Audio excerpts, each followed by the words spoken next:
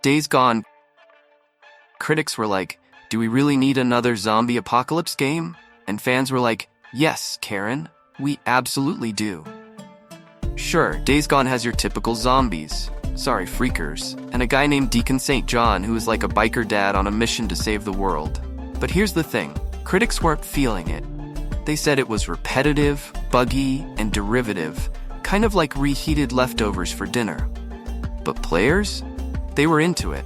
They found themselves emotionally invested in Deacon's journey, whether it was fighting off hordes of zombies or just being sad on a motorcycle while mumbling about his dead wife. It's like Sons of Anarchy met The Walking Dead and decided to go on a road trip together. Sure, the game wasn't perfect, but fans rallied behind it, patches rolled out, and suddenly people were saying it's one of the most underrated games on the PS4. Take that, critics.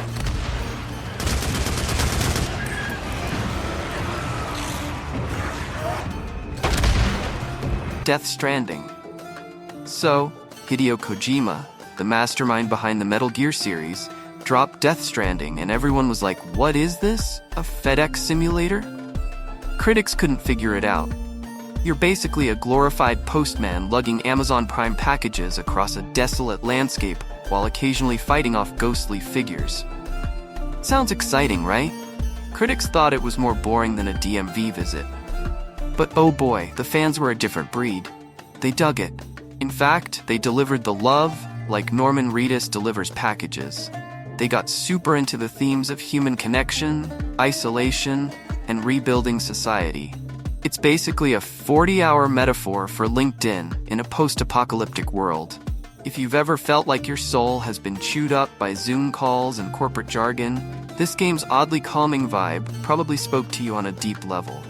Also, you get to pee in the wilderness, which is an oddly satisfying gameplay feature. Thanks, Kojima. Cyberpunk 2077. Ah yes, Cyberpunk 2077, the game that was hyped so hard it basically became the gaming world's equivalent of Fire Festival. Everyone was pumped until it launched, and the reality hit harder than an edge runner on a bad day. The bugs were everywhere. The PS4 version was like trying to run Crysis on a potato. Critics were disappointed. Gamers on last-gen consoles were furious. Refunds were flying around faster than Keanu Reeves saying, "You're breathtaking." But if you had a decent gaming rig and a bit of patience, you saw what the game was trying to do.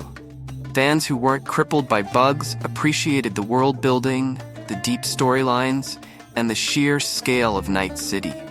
It's basically like living in a gritty, neon-soaked Blade Runner universe where you can hack into people's brains and drive fast cars. With patches fixing a lot of the mess, Cyberpunk has clawed its way back from the abyss. And let's be real, it had Keanu Reeves. That alone gave it a few extra points.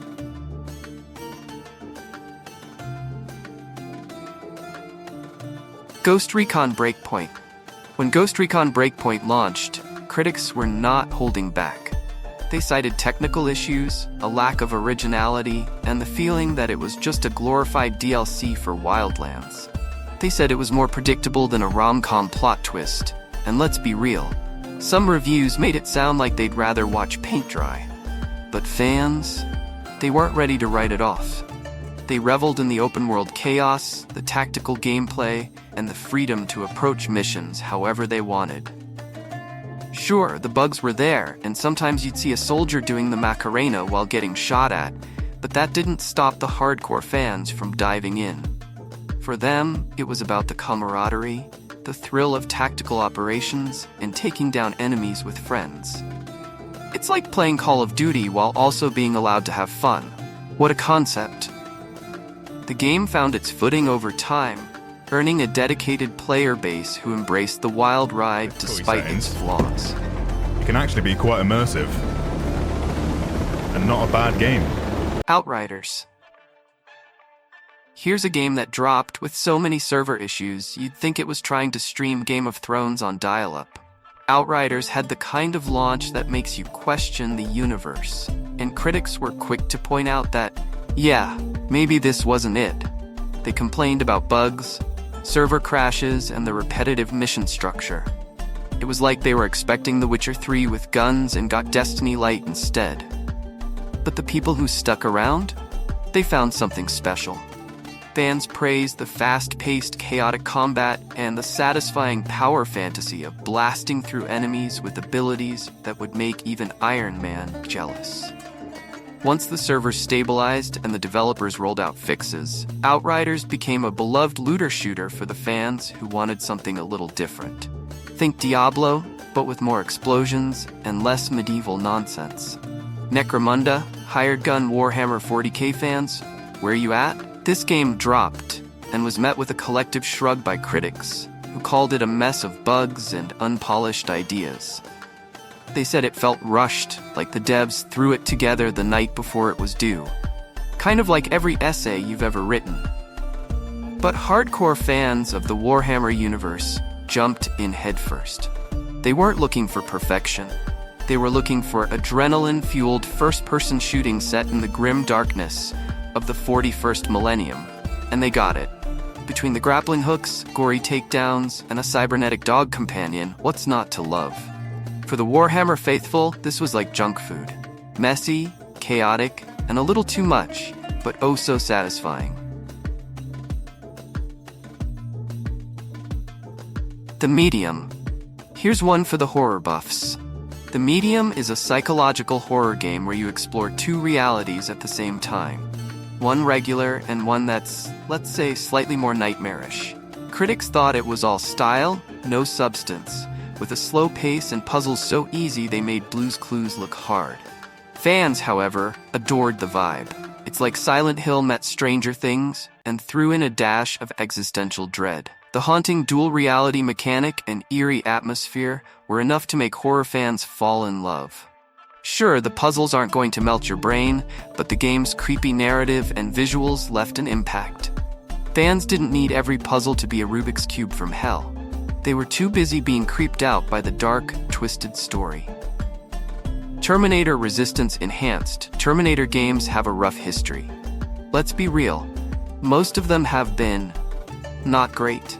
So when Terminator Resistance dropped, critics rolled their eyes and panned it for outdated graphics and gameplay that felt like it came from a time when the Matrix was still cool. But Terminator fans weren't having it. They embraced the game's faithful recreation of the Terminator universe, complete with all the laser guns, metal skeletons, and ominous future tech you could ask for.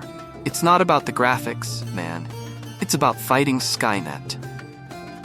For the hardcore fans, this game was like watching a good sequel to Terminator 2, which is something we've all been waiting for since, well, forever.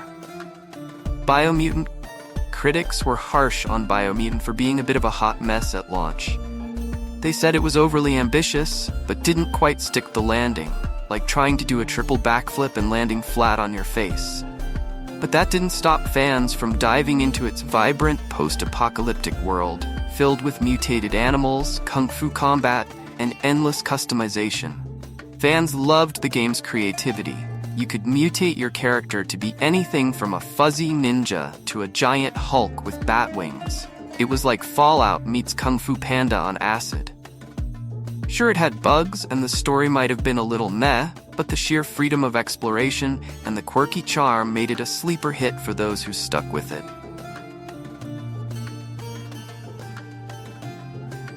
Ghostwire Tokyo. Ghostwire Tokyo hit the scene with critics saying, "What's this?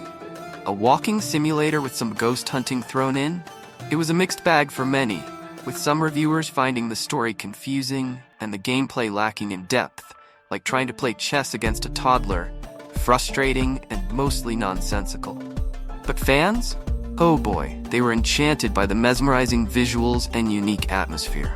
Set in a haunted version of Tokyo, you get to battle supernatural enemies using magic-like abilities that make you feel like you're in a Matrix sequel, except instead of Neo, you're some dude who can fling spirits around like it's a Saturday night party.